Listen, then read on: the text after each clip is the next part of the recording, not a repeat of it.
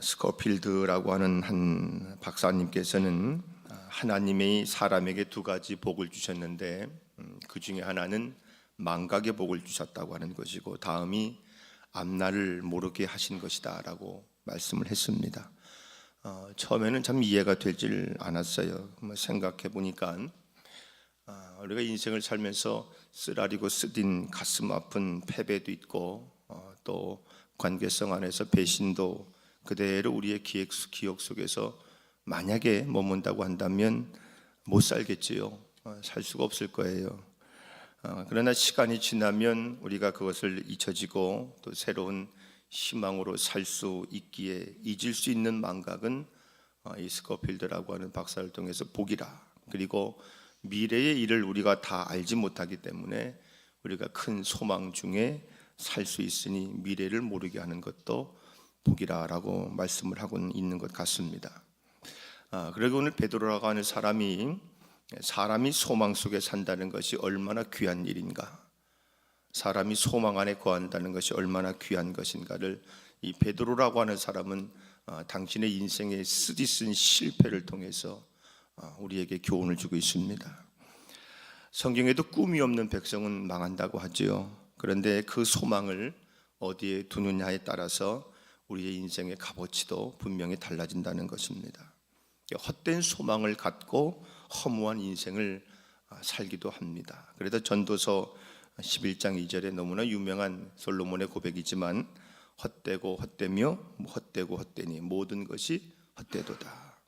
헛된 것은 참된 것이 아니기에 이것은 산 소망이 될 수가 없고 죽은 소망이 될 수밖에 없다는 말입니다. 하나님은 누구시냐라고 물었을 때 베드로는 한 단어로 우리에게 말씀합니다. 하나님은 산 소망이시다. 주여 내가 무엇을 바라리요 나의 소망은 오직 주께 있나이다. 산 소망을 갖고 세상을 이기며 살아가시는 저와 여러분들이 되시길 축원합니다. 초대교회의 지도자 중에 가장 중요한 인물을 꼽자면은 베드로라고 하는 사람을 꼽을 수 있고 또 한 사람은 요한을 꼽습니다. 그리고 바울을 꼽습니다. 사람들은 사도 바울을 가리켜서 특별히 별명을 한 가지 붙여줬는데 이 바울의 별명이 믿음의 사도라는 별명입니다.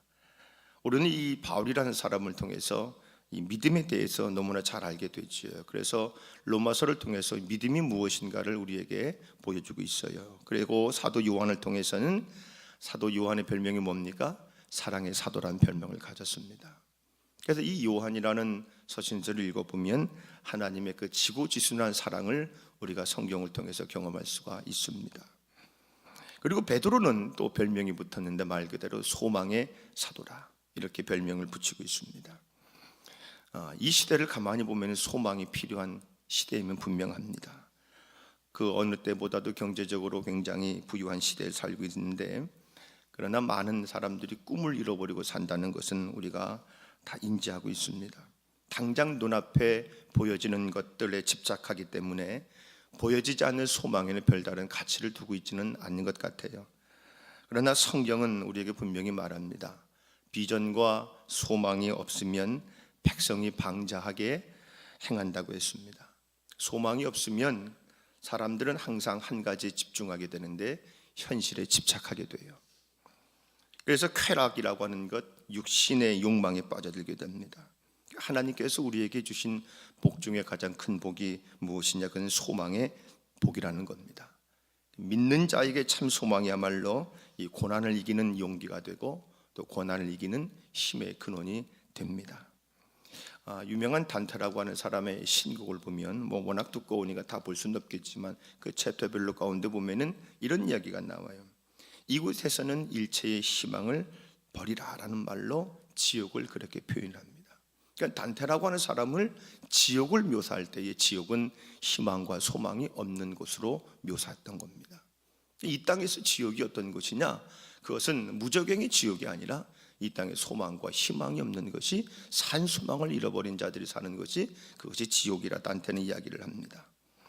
고난 가운데서도 우리가 소망을 잃어버리지 않고 믿음으로 나가면 고난은 절대로 저와 여러분들을 넘어뜨릴 수가 없습니다. 넘어뜨릴 수가 없어요. 고난 자체가 우리를 무너뜨리는 것은 결코 아닙니다. 고난이 닥쳐왔을 때에 절망이라는 것이 우리를 무너뜨리는 것이지, 이 고난의 문제가 우리를 넘어뜨리는 것은 결코 아니에요.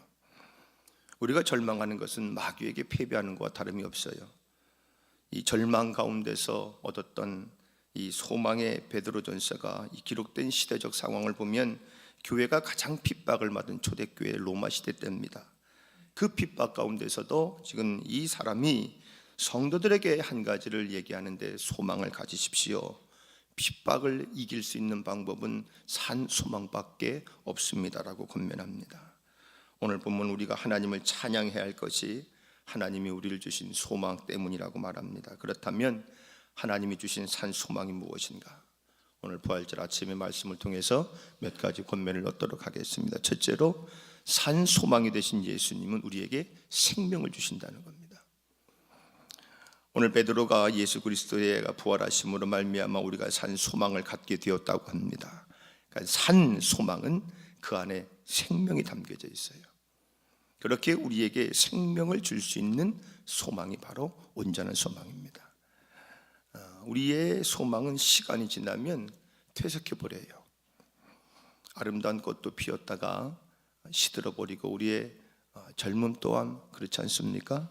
물질이나 또 명예나 권세도 한여름밤의 꿈처럼 허망하게 이를 때가 없는 경우가 많잖아요. 잡은 것 같아요. 잡았다 싶은 순간부터 어느 순간에 우리에게 등을 돌리는 일이 참 많습니다.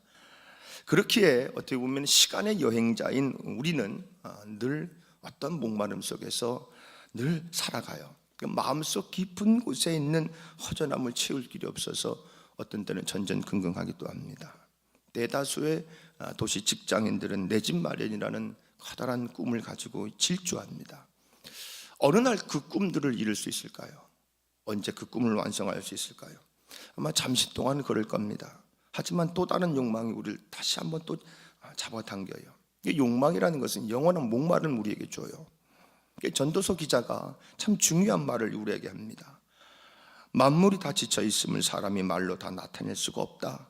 눈은 보아도 만족하지 않으며 귀는 들어도 찾지 않는다.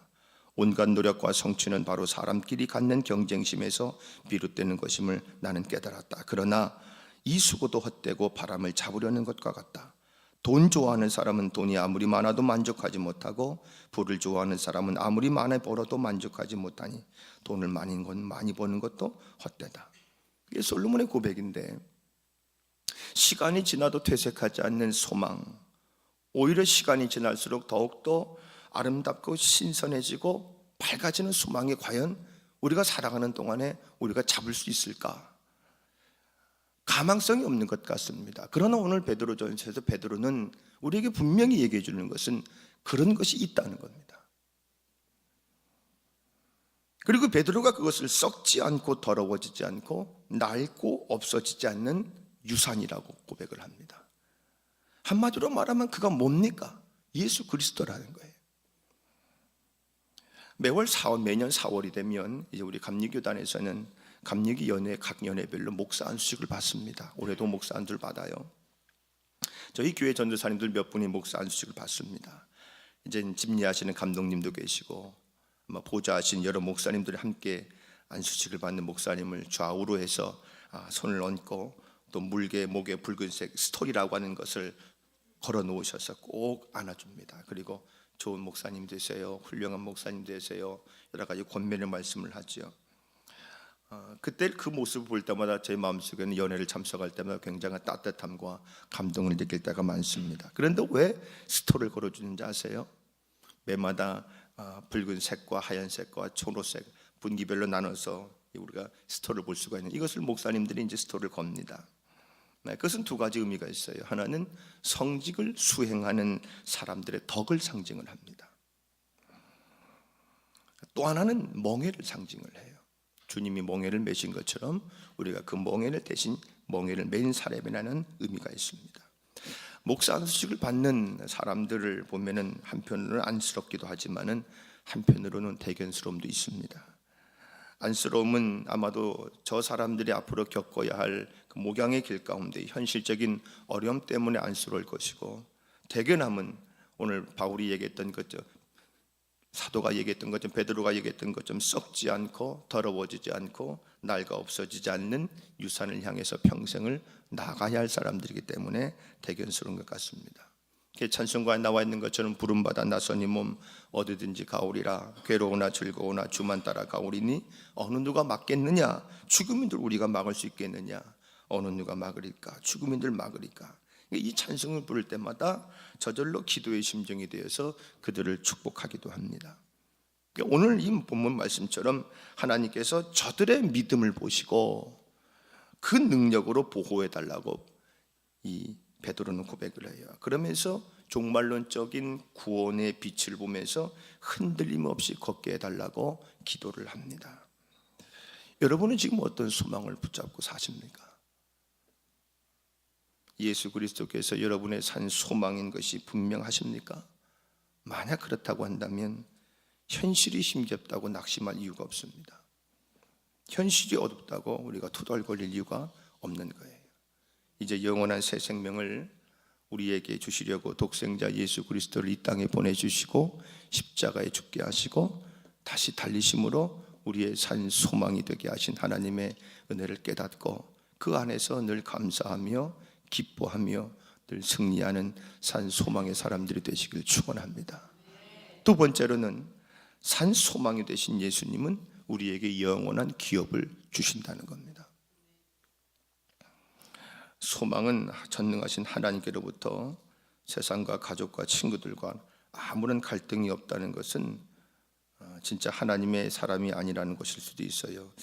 하나님 앞에서 인정받는 자로 또 설 때에 세상에서 보면은 손해를 많이 봅니다. 의외로 핍박을 받을 때는 우리가 찬송하고 감사해야 돼요.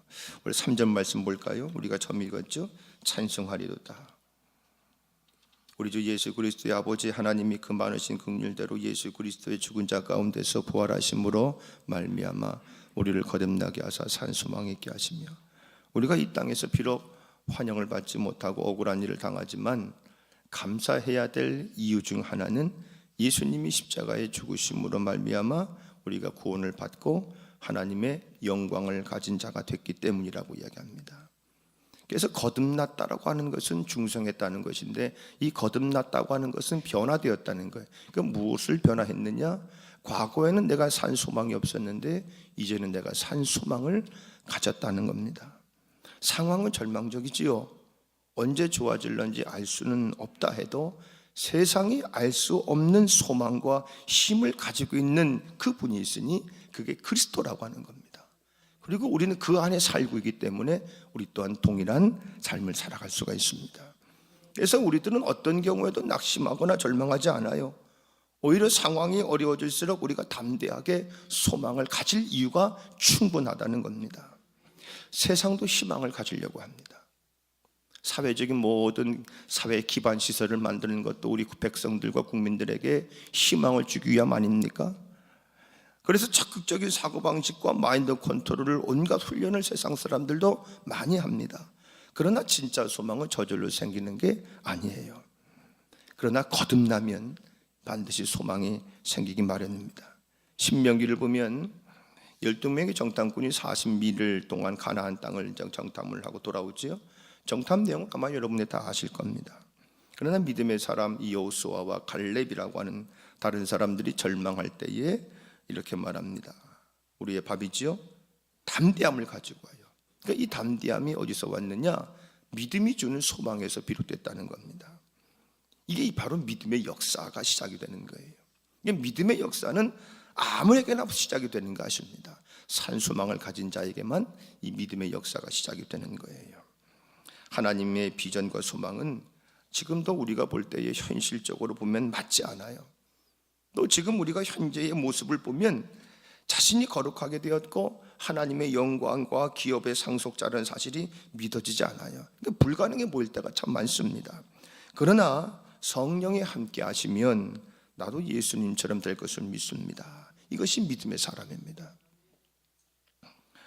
우리가 믿음을 향을 나아갈 때에 계산하면은요 굉장히 절망적이 됩니다. 계산하지 마세요. 계산으로 불가능한 것은 뭐예요?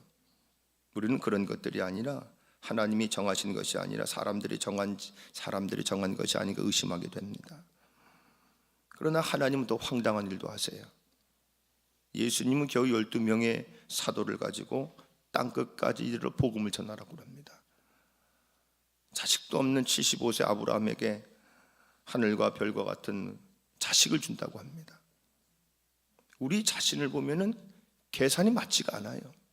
우리가 신앙생활하면서 하나님과 1대1로 맞서게 될 때에 우리 삶의 환경이 계산이 서지가 않습니다. 그러나 하나님은 계산으로 하는 것이 아니고 하나님의 일은 믿음으로 하는 거예요.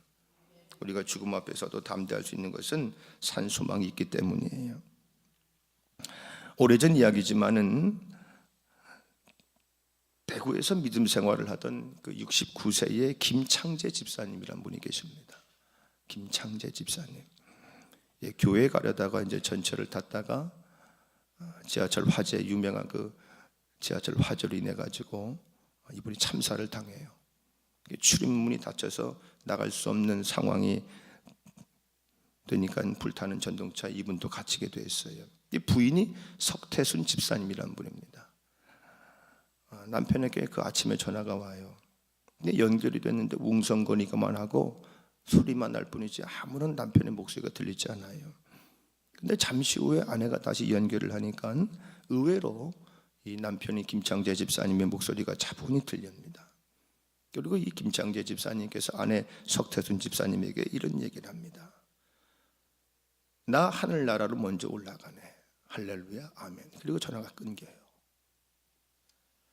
그리고 5시간이 지난 이후에 석 집사님에게 성경책을 가슴에 품에 안기면서 성경책이 반쯤 타버린 그 남편의 시신을 병원 시신실에서 발견을 했습니다.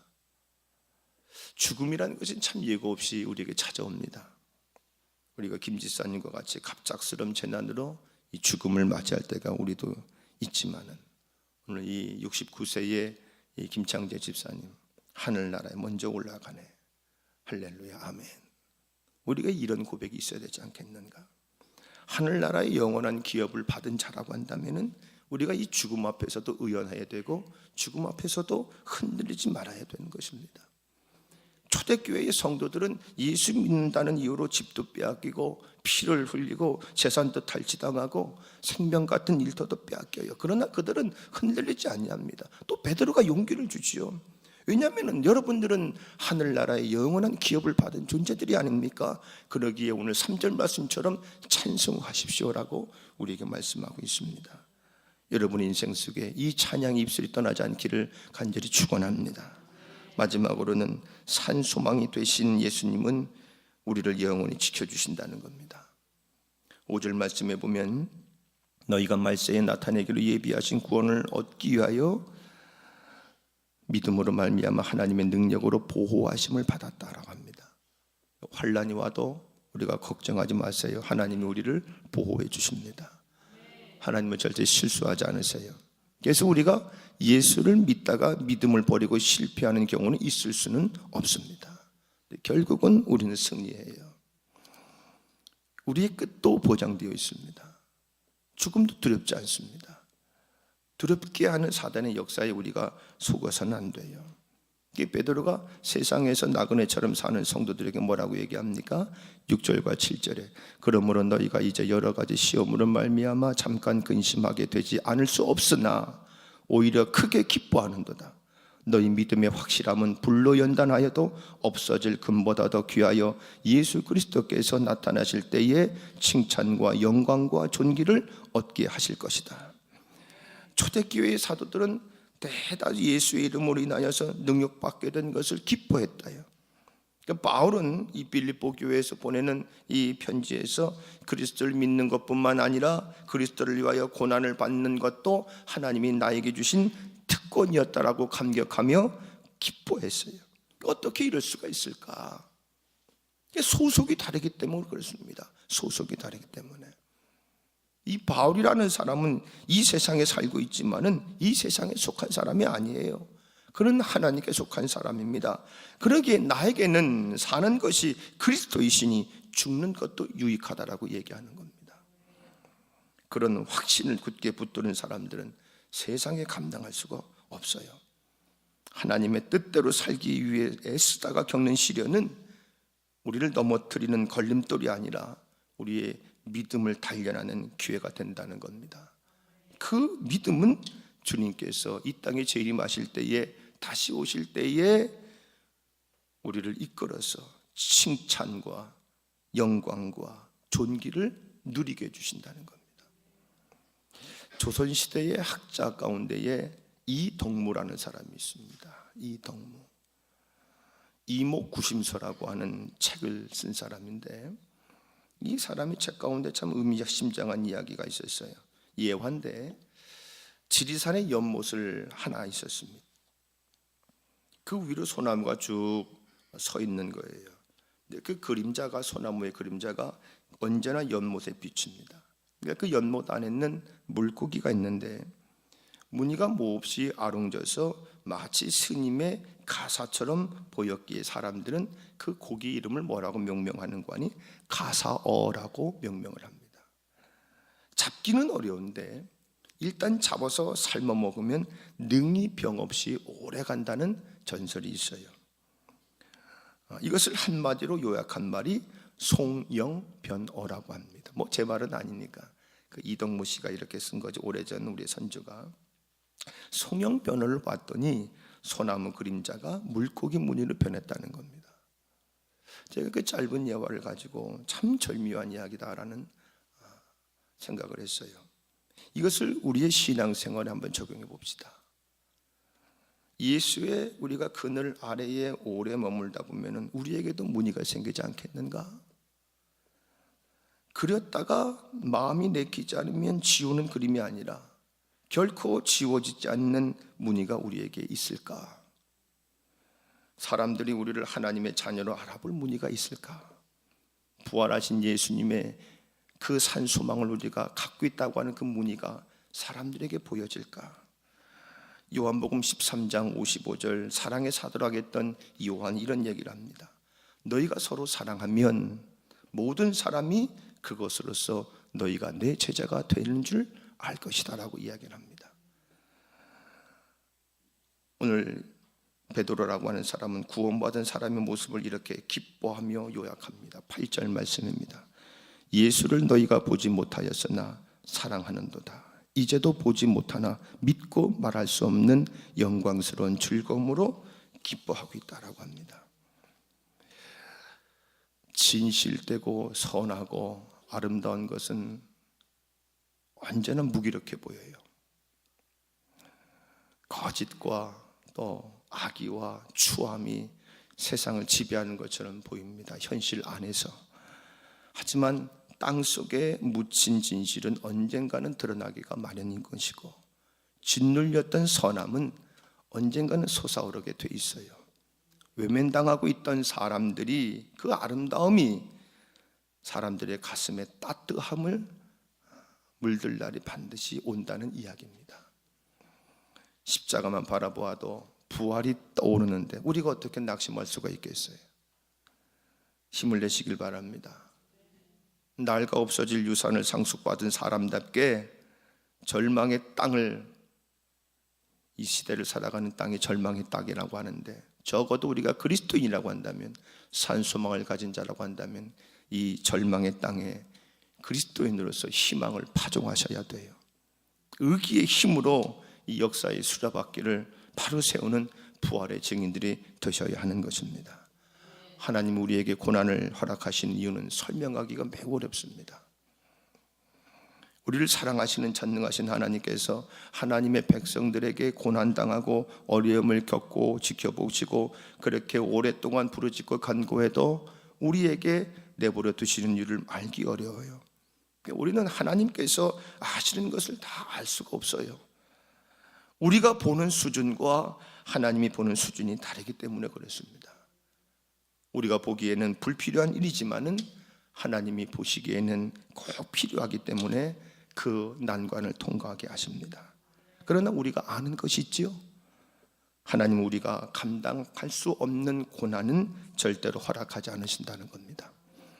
우리에게 주어진 고난은 우리가 감당할 만한 것이기에 우리에게 주어진다는 거예요. 그렇기 때문에 큰 고난이 오면 이렇게 한번 생각해 보세요. 하나님 앞에 인정받고 있다라는 생각을 해보시길 바랍니다. 믿음의 시련은 금보다 귀하다 했습니다.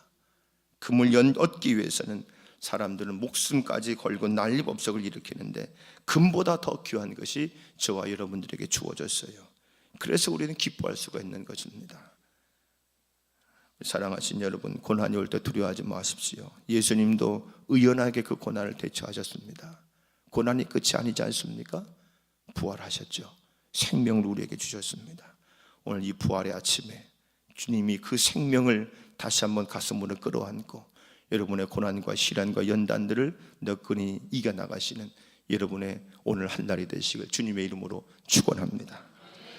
선한 목자가 되어주시는 전능하신 아버지 하나님, 부활주일 이 아침 하나님 앞에 찬송과 경배와 영광을 올려드립니다. 죽을 수밖에 없는 저희 죄인들, 당신께서 직접 죽으심으로 우리에게 영생과 산 소망을 허락하여 주셨는데 그것 가지고 이 땅에서의 고난과 역경을 우리가 능히 이기며 살아가게 하여 주시옵소서.